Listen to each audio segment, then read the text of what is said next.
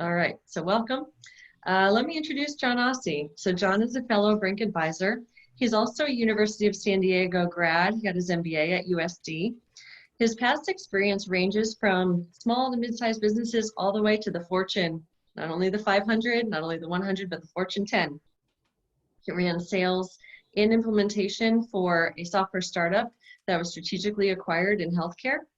He also worked at IBM in their global business services group within the financial sector. He's worked at Oracle, CA Technologies, focusing on agile software and digital transformation. He also, in addition to that, has his Financial Series 65 for a family office, so he can actually give us some sound financial advice. Currently, he's a Brink advisor. He helps a handful of tech clients. He's the chairman of the board of a local nonprofit and the founding board member in 2013 of a 501c3. And in addition to all of that, he's a PhD candidate for the class of 2021. His focus is on neuroeconomics and motivation. So very interesting. Love to hear more about that, John. So thank you again for doing today's session on the new low-touch economy. So go ahead, John, you can get started. Sure, thanks, Lauren. And can you hear me? I saw you're unmuted by host. I see a thumbs up. Okay, cool. Should be good now, I hope. We can hear you. Cool, thank you. Well, good morning, and thanks for the introduction. My name's John Ossie. As Lauren said, a fellow strategy advisor with the Brink. For those unfamiliar, the Brink is the University of San Diego's Innovation Center, a partnership between USD and the SBDC, or the Small Business Development Center. We're essentially the tech hub for innovation for the San Diego SBDC network. Our time and energy is spent trying to help local businesses hyperscale to succeed. So what brings us here today? Always attempting to be a value add. We felt compelled, and as Lauren said, talking through some internal sessions, we felt compelled to share some content and have a discussion around the topic of pivots, given the current market conditions. So as she said, this is the first in a few.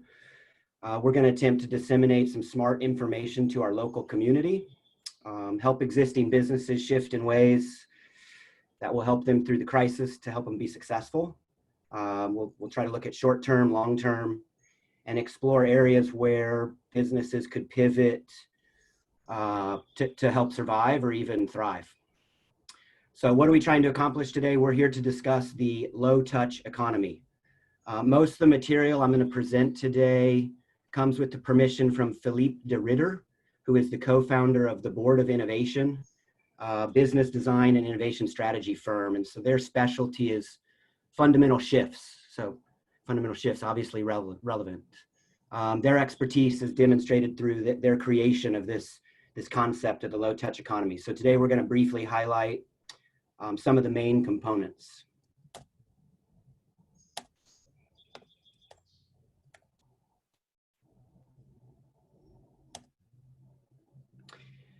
So we'll highlight some example use cases of companies who have already pivoted. We'll share some tools to use for assessment. And the tools, we're hoping they'll help with a few things. How to begin framing this thing, strategy around your response, and an action plan. And hopefully for consideration, how and when to turn from defense to offense, using today's situation as a springboard for future growth. If we have not already, and Lauren, I should ask, but we'll make sure this material gets disseminated. Their website, the partners I mentioned, is boardofinnovation.com, and ours is in our email confirmation from registering for this, or I'll throw it, or one of us can throw it in the chat too. So what do we know? There will be new habits and regulations. This is already occurring as we open back up. Some of those will be gifted to us through a top-down enforced approach. You can see limited gatherings, travel restrictions, often on closed open beaches, potential lockdowns later. You'll also see some will come as a byproduct of new adaptive behaviors such as remote working or telehealth or e-health. For example, golf course Torrey Pines opened last week for business, but upon entering, there's a marshal that greets you at the entrance of the entire property and you have to put on your mask and they take your temperature with a gun pointed at your head, which is minimal in hindsight now having been through the exercise. But this is the new normal, but certainly something that's certainly new and something we'll have to adapt to. So it's essentially, I felt survival of the fittest Darwinian quotes were aptly referenced here. It's not the strongest of the species, it's one that will adapt to change. So let's see. I'm going to pause for a minute on this screen or leave this slide up for a moment. What you see here is basically an impact analysis or a nice breakdown of the various impacts due to a handful of characteristics. And it's broken down by, we'll say, industry on the left side. I'm not going to spend time walking through all the different scenarios. As we were confirming, as people jumped on, we do have a diverse attendance or diverse audience.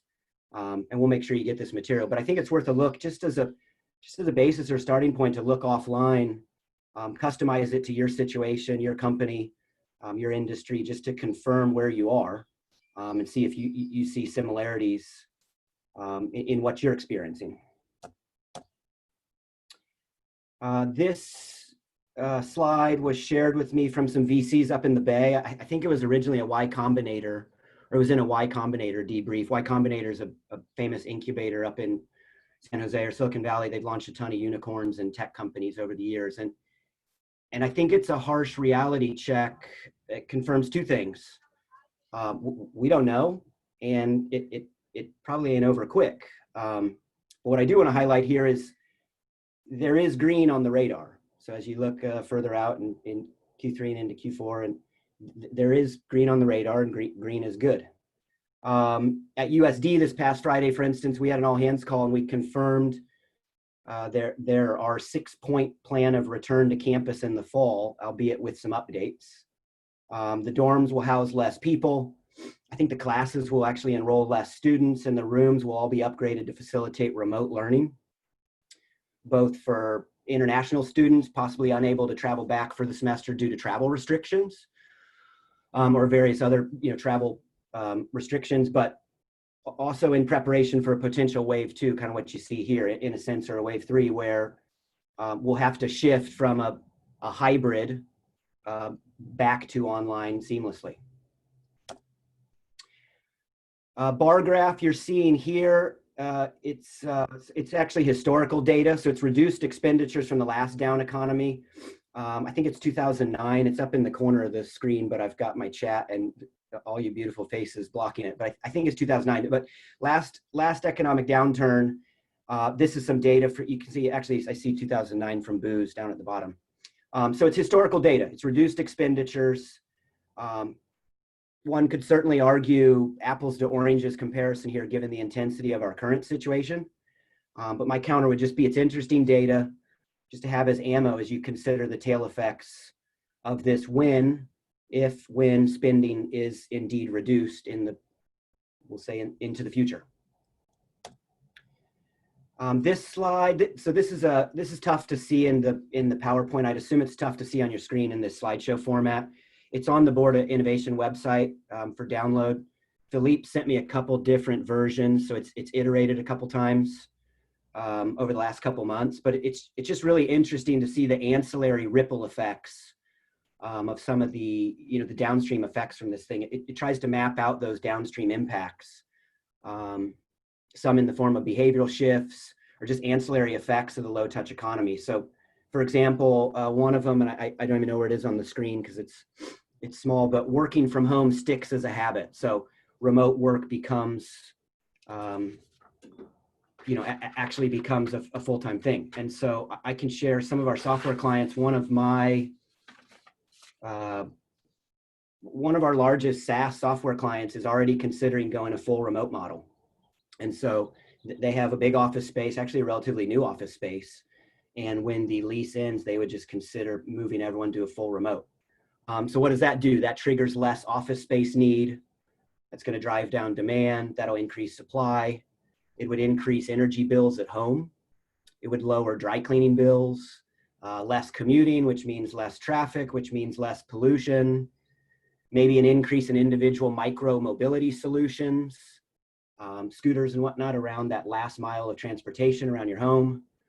Fashion becomes less important, or at least the bottom half, pants of fashion, but makeup still goes strong. So makeup sales will still be strong as the Zoom world would be here to stay. And then on more of a fun or psychological level, personal identity becomes less defined by jobs. So I'll prematurely stop there, but hopefully you see the value in the exercise of just walking through and at least having some of this on your radar as you begin to quantify and create some strategies to move forward. Strategic response. So now we'll shift and we'll try to get into a little strategy. Disclaimer here, this is one point of view.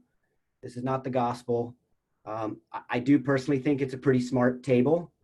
But again, it's just another data point. It's one data point for consideration for you to help shape your strategy. And so the idea being, you'd find where you fall on the table.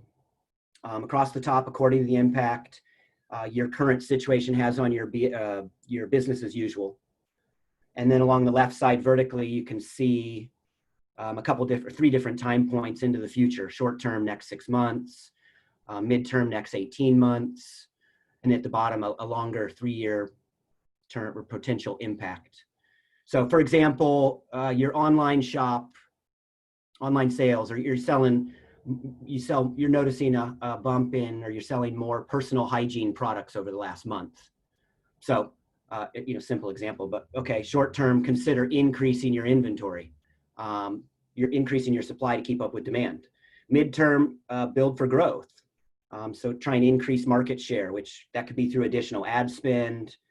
That could be through partnerships, collaborations. Again, it needs to be customized by you. And then a longer term, 3 years, in this case, and again, simple one, but continue to increase growth and market share. As it would seem, the environment doesn't necessarily call for a decline in the e-commerce space. But then keep in consideration the data from earlier from 2009, beauty products were down 25% in consumer spending. So we talked about increased inventory. We talked about, increased market share on the last slide as a strategy. Here's a little bit grander step, but we're looking similarly at a growth strategy, but in this case, R&D.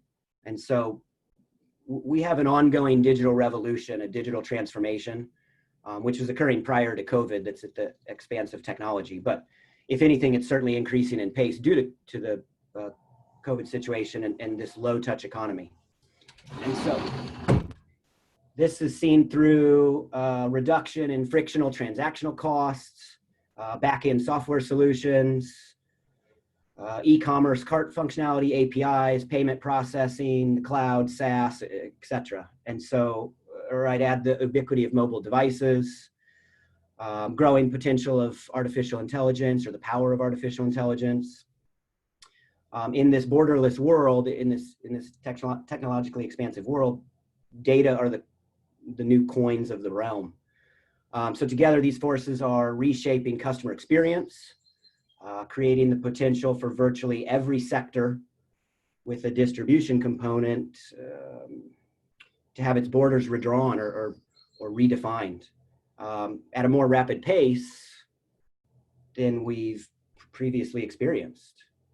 So this trend, it's allowing us to see decade-old companies, decade-old industries as fair game, both for disruption, but for new competition, as even the incumbents in those industries are not swimming in they're not only swimming in their own lane as previously before.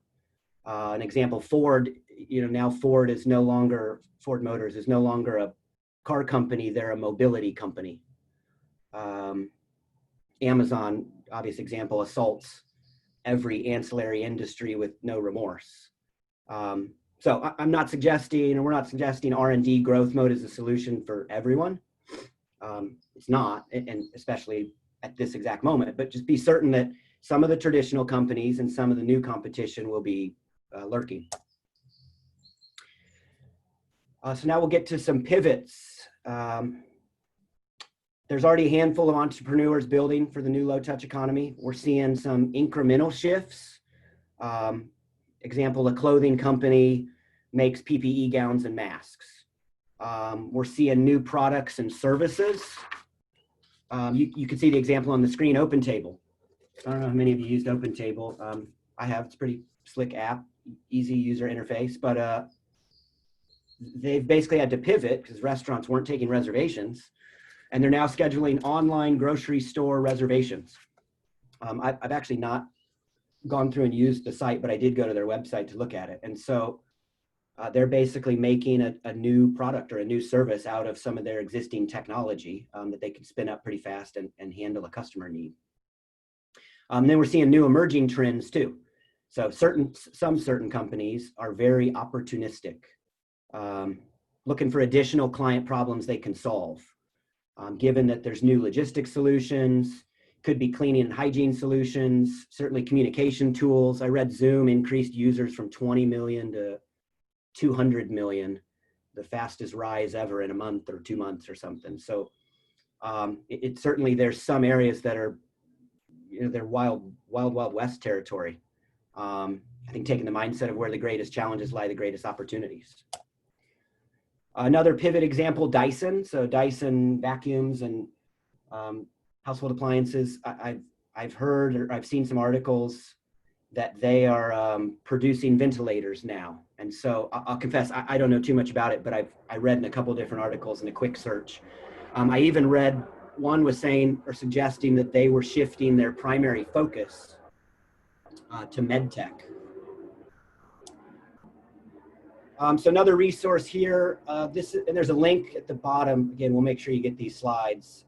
The link is to a live Google Drive, Google Sheet that the Innovation Board created. And it's just a running list of example pivots. It's just a running list of business model pivots people have come across. I think when I put this together on Sunday, last time I looked, there was 80 examples. So there's 80 company examples of pivots in there, which is pretty cool to see. Cool, depending upon how you look at it. But, and then also there were some other links and sources in that list too, that it's good material. Example from the last downturn, I believe, or even maybe the previous one in 01 .com bubble burst, but defense to offense. So talking about that strategy and the R&D and potentially at looking to the future for growth, it's time to switch, at least in some respects, such as strategy planning from defense to offense. So as discussed earlier when we were chatting about digital revolution, industries that were stable for decades are wide open. Along those same lines, though, there's certainly blood in the water. So there's a red ocean, blue ocean strategy element to it. Text heavy, couple slides. I apologize, but I wanted to get the information to you guys, and we can certainly follow up on it offline. But I'd like to call your attention to just a few more smart references.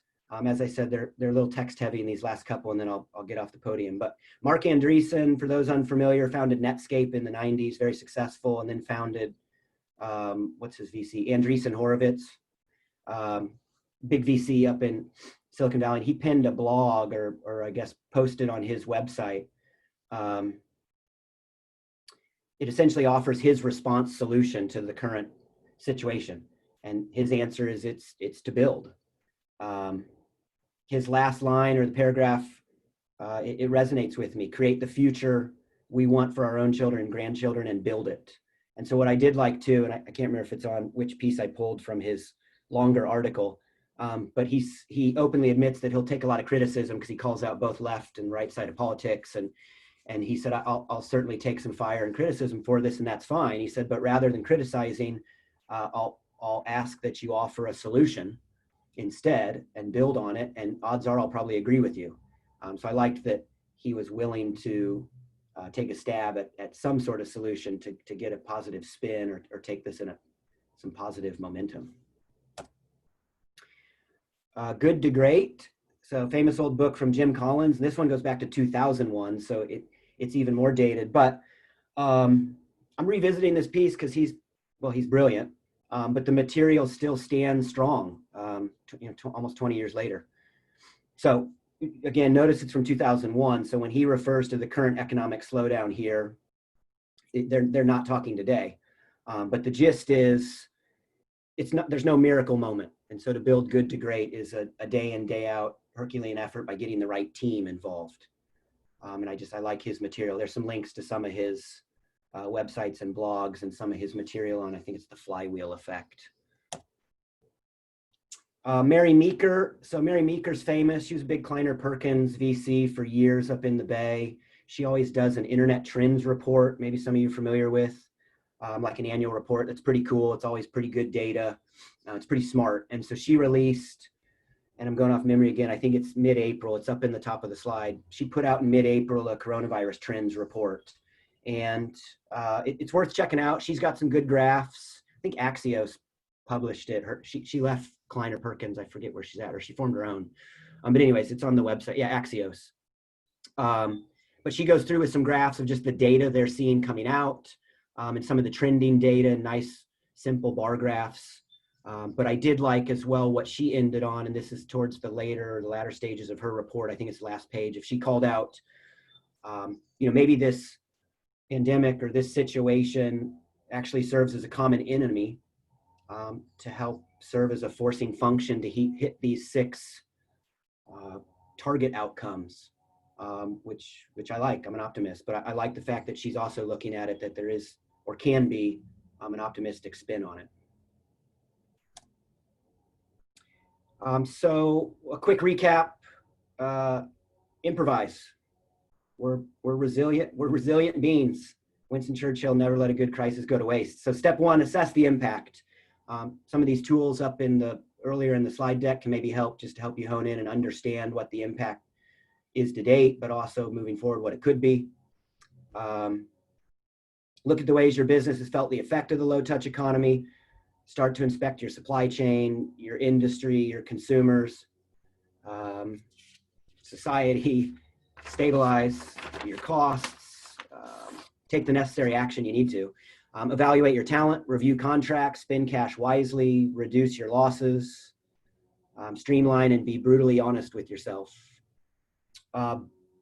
Build some strategy. Step 2, develop the strategy. Understand your history, your economic or your history of economic crises.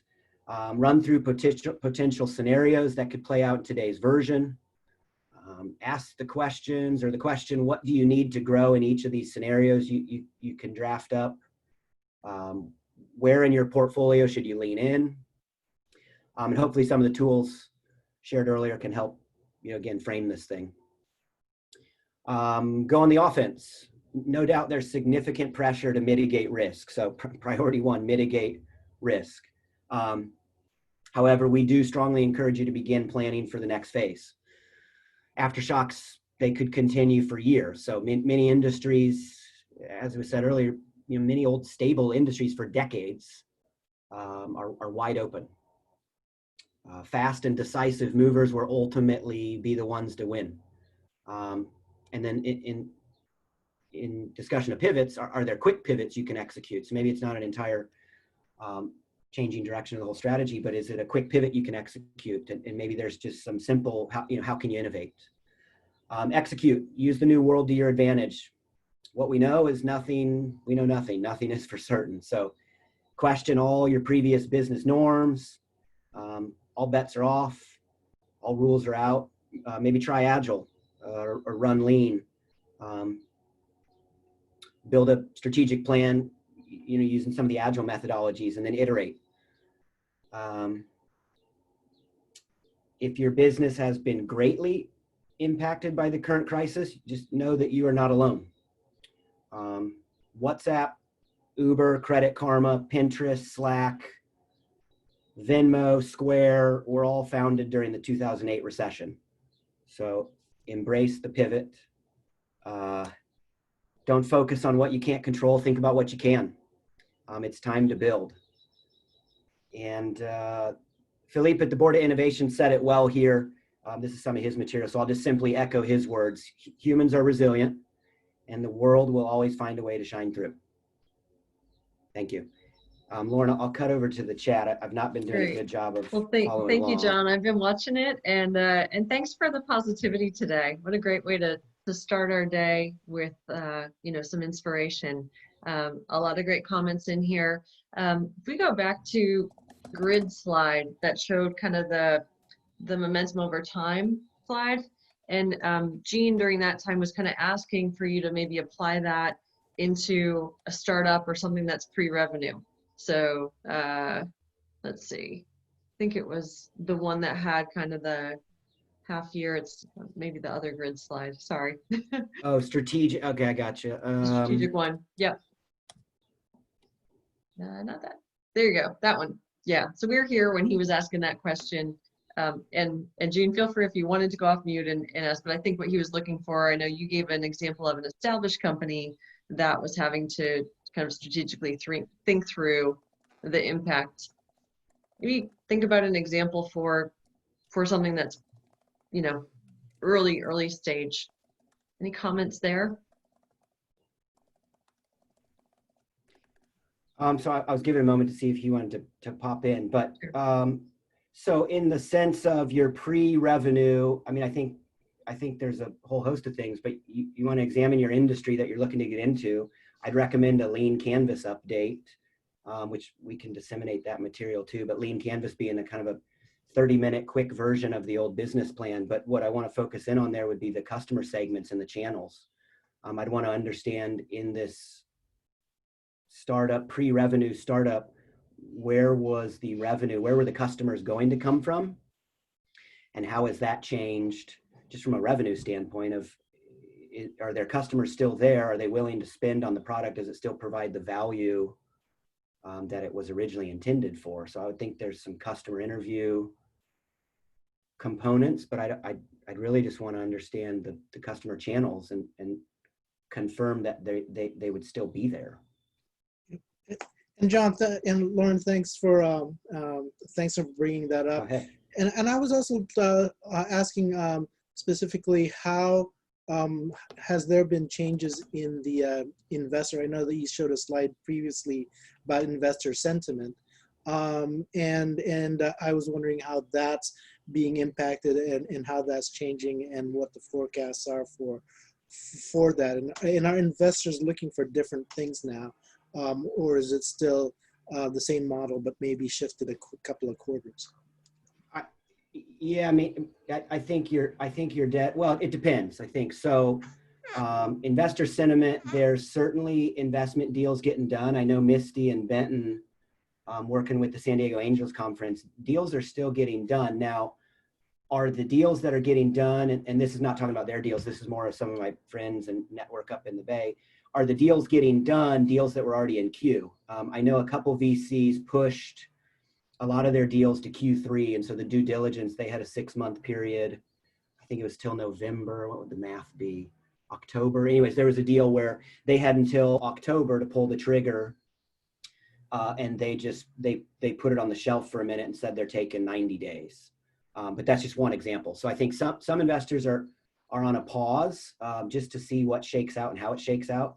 I do know some deals are getting done. I know some other VCs were only looking at healthcare and COVID response opportunities. So they kind of paused everything. It's not to say they're not going to do the deals, because a lot of the structures, and it again depends which investor pool we're talking about, but a lot of the investors, have to deploy that capital. They're running funds. It's not necessarily their money a lot of times. And so it's in their best interest if they have to deploy those funds because they're charging an admin fee.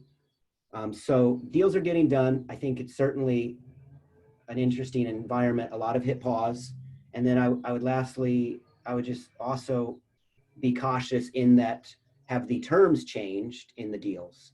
And I think that's also going to be customized as to, it just depends who's on the other side of the table. But I do think, there's blood in the water, not quite yet, but I do think that some of the deals have less favorable terms just because the environment and the forward-looking revenue forecasts are kind of, like the iPhone emoji, they're a little bit more uncertain.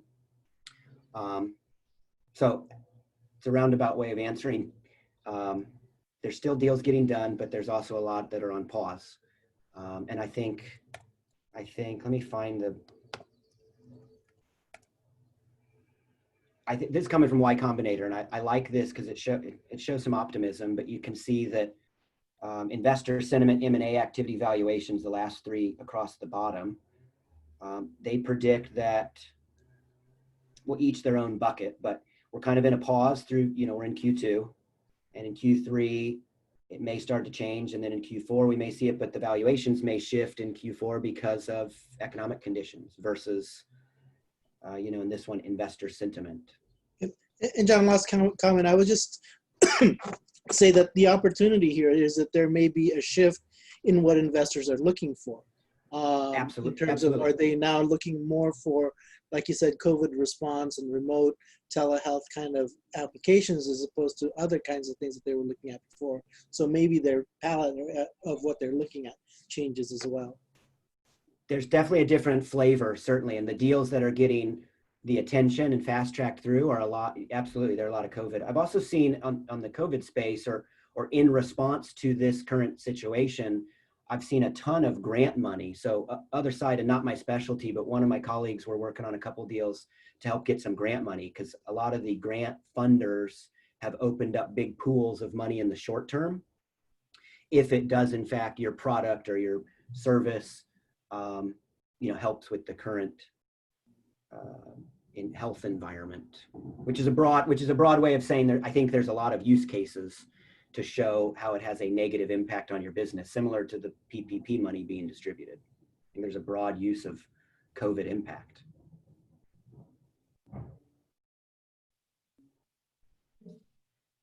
Thanks, Gene, for the dialogue there. Scott had some questions. One of them is he just wanted to know where to find the Board of Innovation material. I'll send the link again. It's way up in the chat, but I'll put it in again. But it's boardofinnovation.com is where you can find the low impact economy material that John was referencing, and a lot of these slides are pulled from.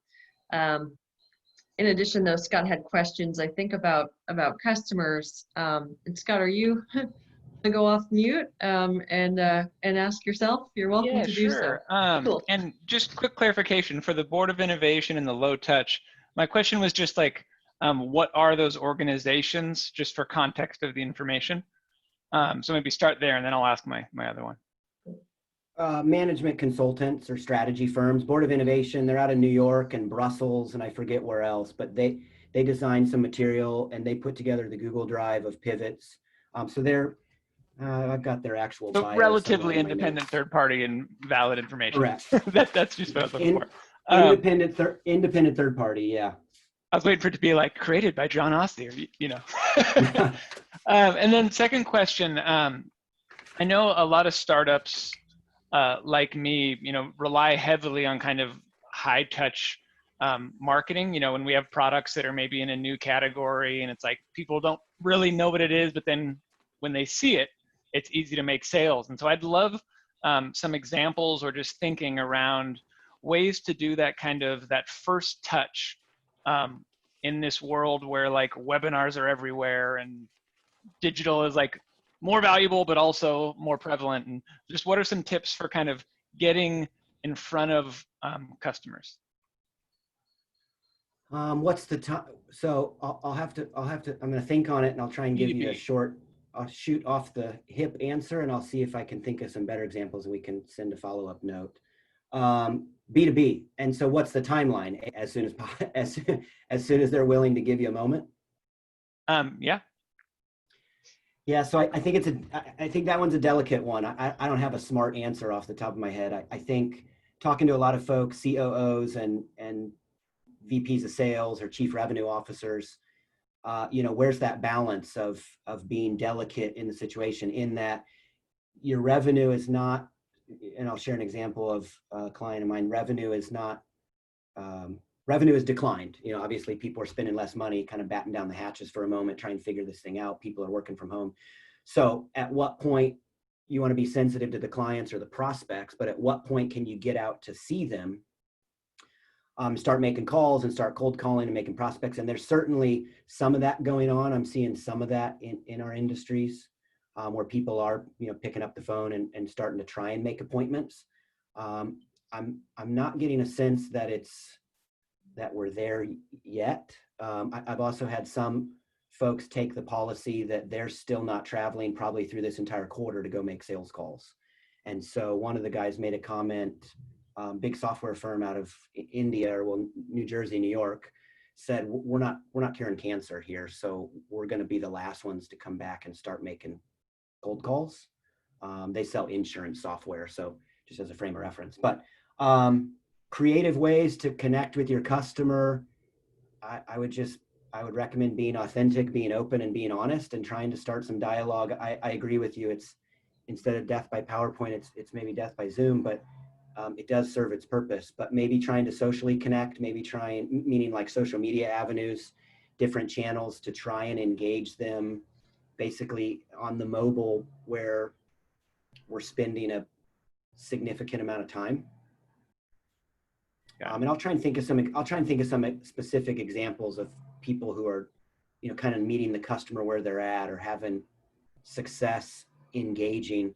We're doing a lean, separate but similar. We're doing a Lean Essentials sprint right now, so Lean Essentials course, and starting this week, tomorrow, it's on Wednesdays, the class we're doing, but tomorrow we start to get into customer discovery, and next week we really get into it. So I'll have, I think there's 15 folks in the class, but 15 folks basically trying to get out of the building, Steve Blank, kind of lean methodology stuff, get out of the building and go talk to customers. We're gonna have 15 different folks from across subset of industries going out and trying to actually do that. If we learn any tips or tricks or secrets or things that seem to work well, or just where people are a little more amenable, I'll certainly, I can send a note to, or we'll send And some John, to insert a comment here too, looks like maybe we're reading your brain a little bit in that our next pivot session is going to be one focused on looking at kind of how we pivot in terms of our interaction with customer. How are we being more empathetic, recognizing that, everyone's in kind of a different space, and how do we connect to them? How do we research them? And I know there's a lot of early stage startups that are with us today and will be with us next week, as we talk about how do we explore doing that research remotely, as well as if we have existing customers, how are we shifting our communication? What do they want to hear? How do they want to hear it?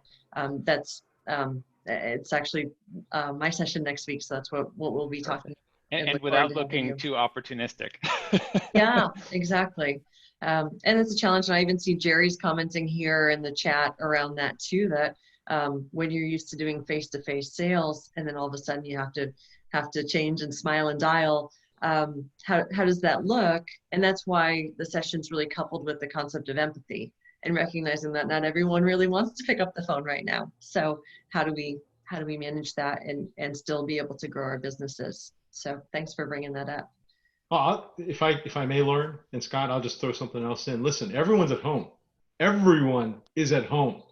They're not traveling. They're not busy. They're right there. So I'm of the old ilk that says, look, pick up the phone and call.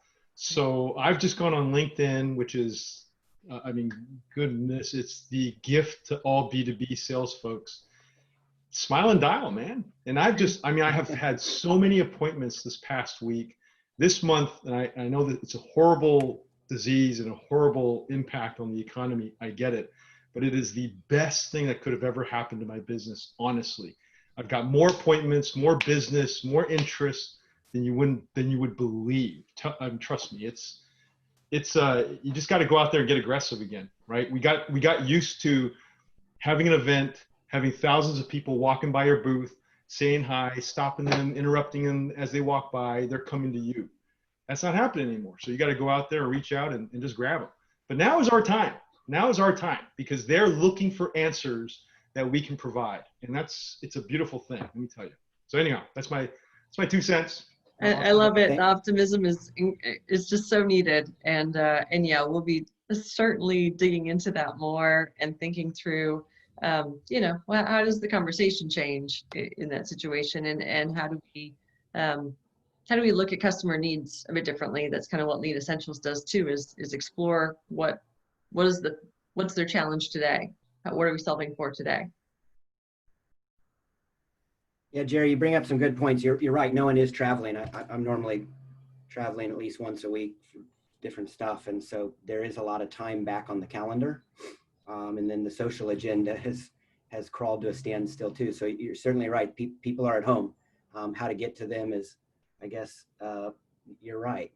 My dad growing up would always ask, well, did you pick up the phone and call them? You can't hide behind a computer. So there's a little bit of a generational thing there, but he's right and you're right that traditional pick up the phone and call them is potentially one angle that'll work here. Lauren, you bring up a great point, and thanks for jumping in. A lot of these sessions will build on the exact stuff we're talking about, and so we'll make sure that the list of sessions gets shared, and then it also prodded my memory. I think Benton is planning to do one in a few weeks on investor sentiment or capital updates or something, and that actually prodded my thought. He also was sharing. I was talking to Benton last night. He's a colleague of ours. ACA, Angel Capital Association, has their normal events, or what was their usual event. I think he said Denver.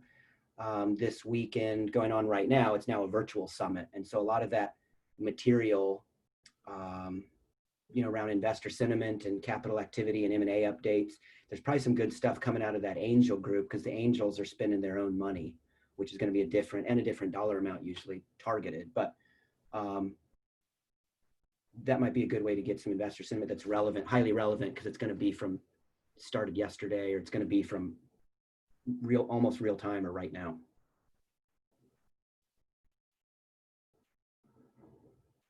So I did a quick run through, Lauren, on the chat. I think we covered the big ones that I saw in a quick format.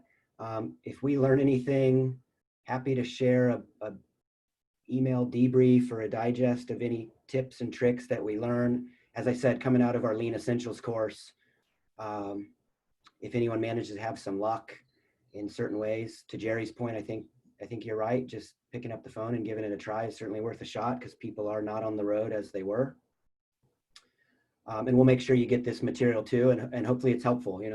Again, the idea is to be a value add. Does anyone else have any questions or comments they'd like to share verbally? And feel free to go off mute and ask us.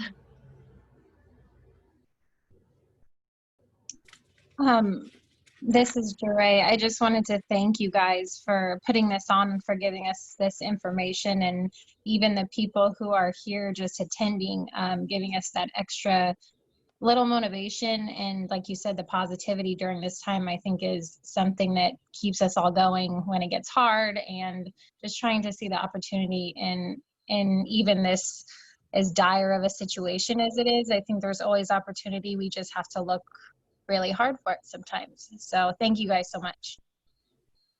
Thank you. Thanks so much for joining us. Great feedback. Benton, by the way, is on this session and just send a link via chat to us for that angel conference that John mentioned. And as you heard me say, next week's session is going to focus on the customer pivot. The week after that is actually Catherine, and she's going to be sharing her advice around the marketing pivot, thinking about how we communicate and how we use our marketing budget wisely in this time. So we'll be announcing these sessions. We've been kind of hoping to do it in a rolling way, but we want to make sure you guys know about this and know what sessions are coming up. And the intention is come to what's useful for you. If there's a topic, particularly if it's investing or communication, whatever it might be, we're here to help you during this time. We want to be of service to you, so please feel free to reach out and share your feedback and share what's working for you. So thank you very much. Anything else you want to add, John? No, I see a question coming in from Mark Bernard around Brink setting up clearinghouse for connecting COVID investors with companies doing drug discovery diagnostics. I'll put Benton, as I see him in the video here on the beach, but I'll task him with that one, or I'd have to defer to our colleagues Martin Kleckner and Kurt Becker in that biotech life sciences space. I'm far from expert in that, but I would think there in the traffic there we can find a way to ask. But I like the question. I like where your head's at. So no, we're good. I appreciate the time, everyone. Again, hopefully the material is helpful. The idea is, again, just to be a value add and try and get some additional data points for you to help navigate. All right.